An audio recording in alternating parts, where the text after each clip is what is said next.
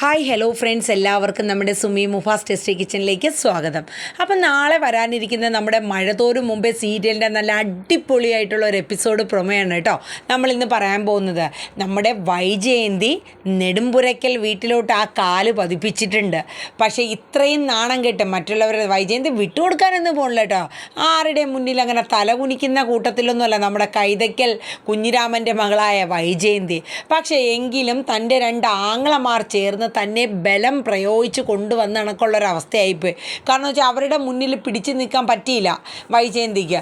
അങ്ങനെ നെടുമ്പുരയ്ക്കൽ വീട്ടിലെത്തി അലീനയുടെ മുമ്പിൽ ഒരു ചെറിയൊരു നാണക്കേടൊക്കെ നമ്മുടെ വൈജയന്തിയുടെ മുഖത്തുണ്ട്. പക്ഷെ അതൊക്കെ മെയിൻറ്റെയിൻ ചെയ്ത് തന്നെ ആ മുഖം ഉയർത്തി ഗാംഭീര്യത്തോടു കൂടെ തന്നെ അലീനയെ മാട്ടിക്കൊണ്ട് തന്നെ വൈജയന്തി നിൽക്കുകയാണ് കേട്ടോ. ഇതേ സമയം നമ്മുടെ ഗംഗാധരനും ശിവശങ്കരനും അവരെ കൊണ്ട് പറ്റുന്ന രീതിക്കെല്ലാം വൈജയന്തിയോട് കാര്യങ്ങൾ പറഞ്ഞ് മനസ്സിലാക്കിയിട്ടുണ്ട്. നിൻ്റെ മക്കളുടെ ഭാവി നീ കാരണം അവരുടെ ഭാവി ഇല്ലാണ്ടാക്കരുത്. ഈ സമയം നീ വീട് വിട്ട് പോയി കഴിഞ്ഞാൽ നിൻ്റെ മക്കളുടെ ഭാവി പോലും ഇല്ലാണ്ടായി പോകും. ആ രീതിയിലാണ്. നിനക്കറിയാലോ, രോഹിത്ത് ഇപ്പോൾ ജയിലിൽ നിന്ന് വന്നതിന് ശേഷം രോഹിത്തിൻ്റെ മാനസികാവസ്ഥയൊന്നും അത്ര നല്ല രീതിയിലല്ല. കാരണം അവന് ആ ഒരു ചെയ്യാത്ത തെറ്റിന് ആ ഒരു ശിക്ഷ അനുഭവിച്ചതിൻ്റെ ആ ഒരു ഹാങ് അവൻ്റെ മനസ്സിൽ നിന്ന് മാറിയിട്ടില്ല. അതൊക്കെ തരണം ചെയ്യണമെങ്കിൽ നീയും ബാലചന്ദ്രനും ഒരുമിച്ച് നിൽക്കണം.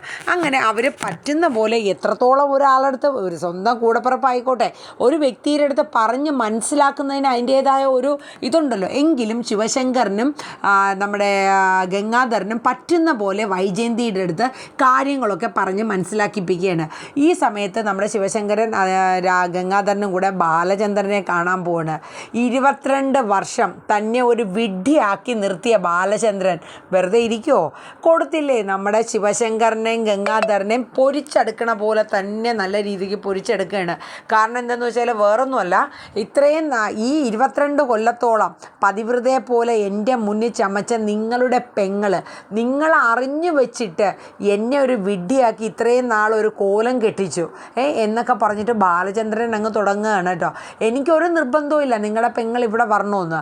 പക്ഷേ ഞാൻ ഒരു കാര്യം പറഞ്ഞേക്കാം ഗംഗേട്ടാ, എനിക്ക് പഴയതുപോലെയൊന്നും നിങ്ങൾ അഭിനയിക്കുന്ന പോലെയൊന്നും എനിക്ക് നിങ്ങളുടെ മുന്നിൽ അഭിനയിക്കാനുള്ള കഴിവ് എനിക്കില്ല എന്ന് ബാലേന്ദ്രൻ പറഞ്ഞു. എന്നിട്ട് പറഞ്ഞു, വൈജയന്തി ഇവിടെ വരണമെന്ന് എനിക്ക് യാതൊരു നിർബന്ധവും ഇല്ല. ഒരു കാര്യം ഞാൻ പറഞ്ഞേക്കാം, വരികയോ നിൽക്കുകയോ അതവളുടെ ഇഷ്ടം. പക്ഷേ അലീനെ ഈ വീട്ടിൽ നിന്ന് പുറത്താക്കണം എന്നുള്ള വല്ല വിചാരത്തോടു കൂടിയാണ് നിങ്ങളുടെ പെങ്ങളെ നിൽക്കണമെങ്കിൽ അതൊരിക്കലും നടപടിയാവില്ല. പിന്നെ ഒരു ഭാര്യ എന്നുള്ളൊരു സ്ഥാനം ഞാൻ അവൾക്ക് ഇനി എൻ്റെ ജീവിതത്തിൽ ഞാൻ കൊടുക്കുകയുമില്ല എന്ന് നമ്മുടെ ബാലേന്ദ്രൻ പറയാണ്. അപ്പോൾ ഗംഗാധരൻ പറഞ്ഞു, ബാലേന്ദ്ര അതൊക്കെ കഴിഞ്ഞു പോയ കാര്യങ്ങളല്ലേ, നിനക്കൊന്ന് ക്ഷമിച്ചൂടെ? നിൻ്റെ 3 മക്കളെ ഓർത്തെങ്കിലും 3 അപ്പോൾ ഒരാളെന്തേ? ഓ, അലീന വൈജയന്തിക്ക് മാത്രമുള്ളതാണല്ലോ എന്നൊരു കുത്തുവാക്ക് പോലെ തന്നെ നമ്മുടെ ബാലേന്ദ്രൻ അങ്ങ് കൊടുക്കുകയാണ്. അവർക്കൊന്നും മറുപടിയില്ല. അവരൊരു തല കുനിച്ച് തൻ്റെ പെങ്ങളുടെ ഭാഗത്താണ് തെറ്റ് അതറിയാവുന്ന നമ്മുടെ ശിവശങ്കരനും ഗംഗാധരനും പിന്നെ വോയിസ് ഒന്നും ഇല്ലല്ലോ, തല കുനിച്ച് കുമ്പിട്ട് എന്നെ ബാലേന്ദ്രൻ പറയുന്ന കാര്യങ്ങൾ കേട്ട് നിൽക്കുകയാണ്. അപ്പോൾ ഗംഗാധരൻ പറഞ്ഞു, വേറൊന്നും അല്ല, ഇപ്പോഴത്തെ രോഹിത്തിൻ്റെ അവസ്ഥ നിനക്കറിയാലോ ബാലേന്ദ്ര, അവൻ അതിൽ നിന്ന് റിക്കവറായി വന്നിട്ടില്ല. അപ്പോൾ നിങ്ങൾ ഈ സമയത്ത് 2 പേര് 2 ദിശയിലേക്ക് ആയിക്കഴിഞ്ഞാൽ നിങ്ങളുടെ മക്കളുടെ ഭാവി എന്താകും അത് ഓർത്തിട്ടാണ്. തെറ്റു പറ്റിപ്പോയി, ഞങ്ങൾ അതിന് എത്ര വേണമെങ്കിലും എത്ര ഇതാണെങ്കിലും ഞങ്ങൾ മാപ്പ് പറയുകയാണ് ബാലേന്ദ്ര. അതെ, നിങ്ങളുടെ പെങ്ങൾ അറിഞ്ഞില്ലേ, ഗംഗേട്ടൻ അറിഞ്ഞില്ലേ, അവൾ ഡൈവേഴ്സിന് വരട്ടേന്നേ, അവൾ കോടതിയിൽ വരട്ടെ. അവൾ കോടതിയിൽ വന്ന കൈതയ്ക്കൽ മാളിക വീട്ടിലെ കുഞ്ഞിരാമൻ്റെ മോളെ ഞാൻ പൊരിച്ചടുക്കി കൊടുക്കും. കൈതയ്ക്കൽ വീടിൻ്റെ ഇപ്പം തന്നെ നാണം കെട്ടു, ഇനി ബാക്കിയും കൂടെ കുറച്ചും കൂടെ ഉണ്ട്, അതും കൂടെ ഞാൻ അങ്ങോട്ട് പൊളിച്ചടുക്കി അങ്ങ് അവളുടെ കയ്യിൽ കൊടുക്കുമെന്ന് ബാലേന്ദ്രൻ പറയാണ്. അപ്പോൾ ഗംഗാധരനും ശിവശങ്കരനും അവരിൽ പറഞ്ഞു, ബാലേന്ദ്ര അതിൻ്റെയൊക്കെ ആവശ്യമുണ്ടോ?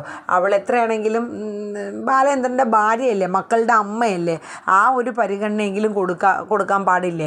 ഞാനാണോ ഗംഗേട്ട ഇതൊക്കെ? അവൾ തന്നെയാണല്ലോ, അവൾ എന്നെ കോടതിയിൽ കയറ്റി എന്നെ അങ്ങോട്ട് തേജോവധം ചെയ്യുമെന്നുള്ള മട്ടിലാണ് അവളെ നിപ്പ്. അപ്പോൾ അങ്ങനെയുള്ള അഹങ്കാരം പിടിച്ച നിങ്ങളുടെ പെങ്ങളെ ഞാനങ്ങനെ സല്യൂട്ടടിച്ച് ചുരുണ്ട് മൂടി മൂലക്കിരിക്കേണ്ട കാര്യമൊന്നും എനിക്കില്ല എന്ന് പറഞ്ഞു. നിങ്ങളുടെ പെങ്ങളെ എത്ര മനസ്സിലാക്കി നിങ്ങൾ കൊടുത്തിരുന്നാലും അവൾ നന്നാവാൻ പോകുന്നില്ല എന്നൊക്കെ പറഞ്ഞ് ബാലചന്ദ്രൻ എത്രത്തോളം വൈജയെക്കുറിച്ച് പറയാൻ പറ്റുമോ ആ രീതിയിലെല്ലാം വൈജയന്തിയെക്കുറിച്ച് മോശമായിട്ട് പറഞ്ഞുകൊണ്ടിരിക്കുകയാണ്. എന്തായാലും എന്ത് തന്നെ വന്നിരുന്നാലും അവളെ നേരിടാൻ ഞാൻ ചങ്കൂറ്റത്തോടെ തന്നെ നിൽക്കുകയാണ്. പണ്ടത്തെ ബാലചന്ദ്രനല്ല ഇത്, എന്ത് വന്നാലും നേരിടാൻ. പക്ഷേ അതിൻ്റെ അലീനയെ മാറ്റി ഇവിടെ നിന്ന് മാറ്റിക്കളയാമെന്നുള്ള വല്ല വ്യാമോഹം ഉണ്ടെങ്കിൽ അതങ്ങ് അവൾ മനസ്സിൽ വെച്ചേക്കത്തേ ഉള്ളൂ എന്നും ബാലേന്ദ്രൻ പറയുന്നുണ്ട് കേട്ടോ. ഈ സമയം നമ്മുടെ അലീന ജ്യൂസൊക്കെ ആയിട്ട് വരെയാണ്. എന്നിട്ട് ശിവശങ്കരനും ഗംഗാധരനും കൊടുക്കുന്നുണ്ട്. ആ സമയം ഗംഗാധരൻ പറഞ്ഞു, മോളെ നിനക്ക് കാര്യങ്ങളൊക്കെ അറിയാമല്ലോ, വൈജയന്തി വേറൊരു വീടെടുത്ത് മാറി നിൽക്കാൻ വേണ്ടി തീരുമാനമൊക്കെ എടുത്ത് അഡ്വാൻസും കാര്യങ്ങളും കൊടുത്തിട്ടൊക്കെയാണ് മോളെ. പക്ഷേ എങ്കിലും ഞങ്ങൾ നിർബന്ധിച്ച് അവളെ പറഞ്ഞ കാര്യങ്ങളൊക്കെ മനസ്സിലാക്കിപ്പിച്ചാണ് ഇങ്ങോട്ട് കൊണ്ടുവരുന്നത്. അങ്കിളെ എനിക്കൊരു കുഴപ്പമില്ല. ഇപ്പോൾ മാഡം വന്നതിൽ ഞാനായിട്ട് മാഡത്തിൻ്റെ അടുത്ത് ഒരു കാര്യത്തിന് ഞാൻ ഇന്നുവരെ പോയിട്ടില്ല, മാഡത്തിന് ബുദ്ധിമുട്ടുണ്ടാക്കുന്ന രീതിയിൽ. മോൾ അവളുടെ കാര്യങ്ങളൊക്കെ ഒന്ന് ശ്രദ്ധിക്കണം. എനിക്ക് അതിലൊക്കെ നോക്കുന്നതിലും ചെയ്തു കൊടുക്കുന്നതിലും ഒരു ഇഷ്ടക്കുറവുമില്ല, ഞാൻ ചെയ്തും കൊടുക്കും. പക്ഷേ മാഡം അത് സ്വീകരിക്കുകയോ ഇല്ലയോ എന്നുള്ളത് എനിക്കറിയില്ല. അന്നേരം ഒരു ബുദ്ധിമുട്ടാവില്ല അങ്കിളെ എന്നൊക്കെ ചോദിക്കുന്നുണ്ട്. അവളടുത്ത് ഞങ്ങൾ ഒന്നും കൂടെ കാര്യങ്ങളൊക്കെ പറഞ്ഞ് മനസ്സിലാക്കിക്കോളാം, എങ്കിലും മോൾ അവളുടെ കാര്യങ്ങളൊക്കെ ഒന്ന് ശ്രദ്ധിക്കണം. അവളുടെ സ്വഭാവം കാര്യങ്ങളൊക്കെ അറിയാമല്ലോ. എന്ത് സ്വഭാവം? അവളുടെ ആ സ്വഭാവ രീതിയൊന്നും ഇനി നടക്കില്ല, ബാലേന്ദ്രൻ പറഞ്ഞു. അപ്പോൾ നമ്മുടെ അലീന ഗംഗാധരൻ്റെ അടുത്തും ശിവശങ്കറിൻ്റെ അടുത്തും പറഞ്ഞു, എനിക്ക് പറ്റുന്ന പോലെയൊക്കെ ഞാൻ മാഡത്തിന് എത്ര വേണമെങ്കിലും ഞാൻ എന്നെക്കൊണ്ട് പറ്റുന്ന രീതിയിലേക്ക് ഞാൻ കെയർ ചെയ്തോളാം. പക്ഷെ അതൊക്കെ സ്വീകരിക്കാൻ മാഡം തയ്യാറാവുമോ എന്നുള്ളതിനെക്കുറിച്ച് എനിക്ക് അറിഞ്ഞുകൂടാ എന്നുള്ളത് പറഞ്ഞിട്ട് അലീന ഇറങ്ങിപ്പോവാണ്. എന്നിട്ട് അലീന നേരെ താഴെ ചെന്നിട്ട് നല്ലൊരു ചായ ഉണ്ടാക്കി വൈജയന്തിയുടെ റൂമിലോട്ട് ചെല്ലുകയാണ്. അപ്പോൾ വൈജയന്തിയുടെ റൂമിൽ ചെന്നപ്പോൾ നമ്മുടെ ബബിത അവിടെ നിൽപ്പുണ്ട് കേട്ടോ. ബബിത അലീനയെ നോക്കിയിട്ട് ഇങ്ങനെ തുറിച്ച് നോക്കുകയാണ്.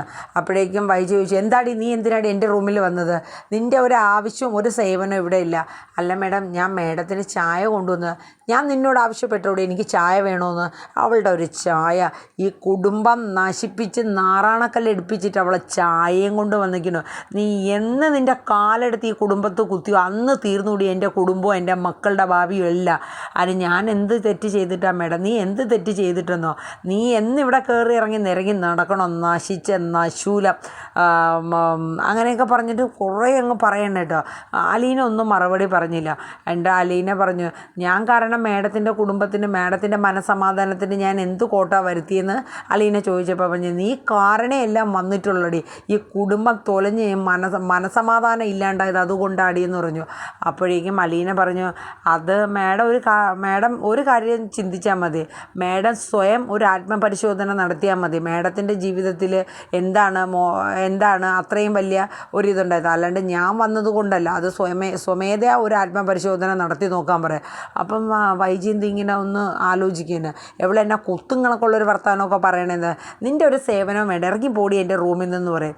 അപ്പോൾ ഇതേ സമയം നമ്മുടെ കൃഷ്ണമോള് സ്കൂൾ വിട്ട് വരെയാണ്. അപ്പോൾ അലീനയുടെ അടുത്ത് ചെല്ലുമ്പോൾ പറയും, അമ്മ വന്നിട്ടുണ്ടെന്ന് പറയും. ആഹാ, അമ്മ വന്നിട്ടുണ്ടോ? അങ്ങനെ കൃഷ്ണമോള് ഓടി ചെല്ലാണ് കേട്ടോ വൈജയന്തിയുടെ അടുത്ത്. കൃഷ്ണനെ കാണുമ്പോഴത്തേക്ക് വൈജ ഒരു നോട്ടമാണ്. കാരണം അച്ഛൻ്റെ കൊടിയും പിടിച്ച് നടക്കുന്ന ആളാണല്ലോ, ബാലചന്ദ്രൻ്റെ മെയിൻ ആളാണല്ലോ. പിന്നെ പ്രത്യേകിച്ച് പറഞ്ഞിട്ട് കാര്യമൊന്നുമില്ല. അമ്മ എന്ത് തുണിയൊക്കെ എടുത്ത് മടക്കി വയ്ക്കണേന്ന് കൃഷ്ണമോള് ചോദിക്കുകയാണ്. ഞാനിവിടെ സ്ഥിരതാമസത്തിന് വന്നതെന്നുമല്ല, ശിവേട്ടനും ഗംഗേട്ടനും പോയി കഴിയുമ്പോൾ ഞാൻ പുതിയൊരു വീടെടുത്തിട്ടിട്ടുണ്ട് വാടകയ്ക്ക്, ഞാൻ അങ്ങോട്ട് മാറണമെന്ന് പറയാം. അമ്മ ഒക്കെ ഒരു മാറ്റവും ഇല്ലല്ലേ? അമ്മ ഇത് ആരെ തോപ്പിക്കാനാ ഈ വീട് വിട്ട് പോണത്? അമ്മ ഈ വീട് വിട്ട് ഇറങ്ങി അച്ഛൻ്റെ മുന്നിൽ അമ്മ തോറ്റു തുന്നം പാടും. നിൻ്റെ അച്ഛൻ്റെ മുന്നിലോ?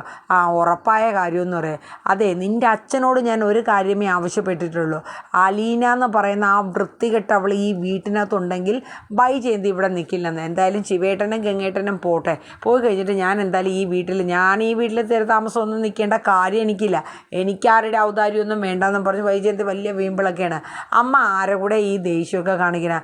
അമ്മയ്ക്ക് ഈ ഒരു ആക്സിഡൻറ്റ് വന്ന് ഇത്രയും നാൾ ആശുപത്രി കിടന്നിട്ടും അമ്മയുടെ ബുദ്ധിക്കൊന്നും ഒരു മാറ്റവും വന്നിട്ടില്ല അല്ലേ? പഴയ അതേ ബുദ്ധിയും അതേ ചിന്തയും അതേ മൈൻഡും ഒക്കെ തന്നെ അല്ലെന്ന് കൃഷ്ണമോള് പറയണം. അപ്പോൾ നമ്മുടെ വൈജയന്തിക്ക് ഭയങ്കര ദേഷ്യം വരണം കേട്ടോ. അതിൻ്റെ ഇടയിൽ ബബിതയും എന്തൊക്കെ കാര്യങ്ങളൊക്കെ ഇങ്ങനെ പറയുന്നുണ്ട്. അത് കഴിഞ്ഞിട്ട് നമ്മുടെ ശിവശങ്കരനും നമ്മുടെ ഗംഗാധരനും പറ്റുന്ന പോലെയൊക്കെ ബാലചന്ദ്രൻ്റെ അടുത്ത് കാല് പിടിക്കും പോലെ ഓരോ കാര്യങ്ങൾ പറഞ്ഞു. വേറെ വിഷയങ്ങൾ ഉണ്ടാക്കരുത് ബാലചന്ദ്ര, അവളെ ഞങ്ങൾ പറഞ്ഞ് എത്രത്തോളം പറ്റുമോ അത്രയും ആ രീതിയിൽ പറഞ്ഞ് മനസ്സിലാക്കിപ്പിച്ചോളാം എന്നൊക്കെ പറഞ്ഞിട്ട് അവർ താഴോട്ട് വന്ന് വൈജയന്തിയെ കണ്ട് കാര്യങ്ങളൊക്കെ പറയണേ. വൈജയന്തി വേറൊന്നുമല്ല, ഇവരിവിടെ നിന്ന് ഇറങ്ങി കഴിഞ്ഞ ശേഷം പോകാം. കാരണം ഇവർ നിൽക്കവേ എന്തായാലും ഇറങ്ങി പോകാൻ പറ്റില്ല, അത് അവർ സമ്മതിക്കില്ല. കാരണം ആ കാര്യത്തിൽ ശിവനും ഗംഗാധരനും നല്ല കാർഡായിട്ട് തന്നെ നിൽക്കുകയാണ് കേട്ടോ. വൈജയന്തി അങ്ങനെ തോന്നിവാസത്തിന് വിടില്ല എന്നുള്ളത്. അപ്പം അവർ പോയി കഴിഞ്ഞിട്ട്, അപ്പോൾ അവർ കുറേ നേരം കഴിഞ്ഞിട്ടാണ് പോയത്. അപ്പോൾ അവർ പോയി കഴിയുമ്പോഴേക്കും പോകാനായിട്ട് ഡ്രസ്സും കാര്യങ്ങളൊക്കെ എടുത്ത് ഇങ്ങനെ റെഡിയാക്കി വെക്കണം കേട്ടോ വൈജയന്തി. അത് കഴിഞ്ഞ് വൈജയന്തിൻ്റെ ഒപ്പം തന്നെ നമ്മുടെ ബബിത പോകാനും തയ്യാറാവുകയാണ്. പിന്നെ വൈജയന്തി പോണതിന് മുന്നേ രോഹിത്തിനെ ഒന്ന് കാണാനായിട്ട് ശ്രമിക്കുന്നുണ്ട്. അങ്ങനെ രോഹിത്തിൻ്റെ അടുത്ത് ചെല്ലുകയാണ്. സാധാരണഗതിക്ക് നമ്മുടെ രോഹിത്തിൻ്റെ ഒരു സ്വഭാവം, അച്ഛന് അധികം വലിയ മൈൻഡും കാര്യങ്ങളൊന്നുമില്ല, പക്ഷേ അമ്മയെ വലിയ കാര്യമാണ് നമ്മുടെ രോഹിത്തിനെ. അപ്പോൾ ആ സമയം രോഹിത്തിൻ്റെ അടുത്ത് ചെല്ലുമ്പോൾ രോഹിത്ത് ഒന്ന് തിരിഞ്ഞു പോലും വൈജയന്തിയെ നോക്കല. അത് പക്ഷേ ഭയങ്കര ബുദ്ധിമുട്ടായി പോവുകയാണ് നമ്മുടെ വൈജയ്ക്ക്. കാരണം രോഹിത്തിൻ്റെ മാനസികാവസ്ഥ അത്ര നല്ലതല്ല എന്നുള്ളതൊക്കെ വൈജയ്ക്ക് മനസ്സിലാവുകയാണ്. പിന്നെ ഇതിൻ്റെ ഇടയിൽ നമ്മുടെ ശിവശങ്കരനും ഗംഗാധരനും കൂടെ നമ്മുടെ രോഹിത്തിനെ കാണാനായിട്ട് റൂമിലോട്ട് പോകുന്നുണ്ട്. അപ്പോൾ അലീനയും പോകുന്നുണ്ട്. അപ്പോൾ അവർ ചോദിക്കുന്നതിനൊന്നും ഒരു മുഖം പോലും ഒന്ന് തിരിഞ്ഞു കൊടുക്കുന്നില്ല രോഹിത്, ഒന്നും പറയാനും കൂട്ടാക്കുന്നില്ല. അപ്പോൾ അലീന പറഞ്ഞു, ചെയ്യാത്ത തെറ്റിന് ആ ഒരു ശിക്ഷ അനുഭവിച്ചതിൻ്റെ ആ ഒരു ബുദ്ധിമുട്ട് അവൻ്റെ മനസ്സിൽ നിന്ന് പോയിട്ടില്ല. ആ ജയിലിൽ കിടന്നതിൻ്റെയൊക്കെ ഒരു ബുദ്ധിമുട്ടുണ്ട് അങ്ങളെ. അതുമാത്രമല്ല ഇപ്പോൾ വൈറൽ പനിയും കൂടെയൊക്കെയാണ്, ആഹാരമൊന്നും കഴിക്കുന്നില്ല ശരിക്കും, അതിൻ്റെയൊക്കെ ഒരു ബുദ്ധിമുട്ടാണ് കൊണ്ടാണ്. അപ്പോൾ ഒന്ന് ആൾ പിക്കപ്പായി വരുന്നേ ഉള്ളൂ എന്നൊക്കെ അലീന പറയുന്നുണ്ട് കേട്ടോ. ഏകദേശം നാളെ വരുന്ന എപ്പിസോഡിൻ്റെ ഒരു പ്രൊമോ ഇതൊക്കെ തന്നെയാണ്. അപ്പോൾ ഗൈസ് എല്ലാവരും നമ്മുടെ വീഡിയോസൊക്കെ കേട്ട് ഒരു ലൈക്കും ഹൈപ്പും കൊടുക്കുക. നിങ്ങളുടെ അഭിപ്രായങ്ങളൊക്കെ കമൻറ്റ് ബോക്സിൽ രേഖപ്പെടുത്താനും മറക്കരുത്. എല്ലാവർക്കും നല്ലൊരു ശുഭരാത്രി പറഞ്ഞുകൊണ്ട് നമ്മുടെ നാളെ വരാനിരിക്കുന്ന മഴതോറും മുമ്പേ സീരിയലിൻ്റെ പ്രൊമോ ഇവിടെ വൈൻഡപ്പ് ചെയ്യുന്നു. അപ്പോൾ guys bye bye, Tata, take care, good night.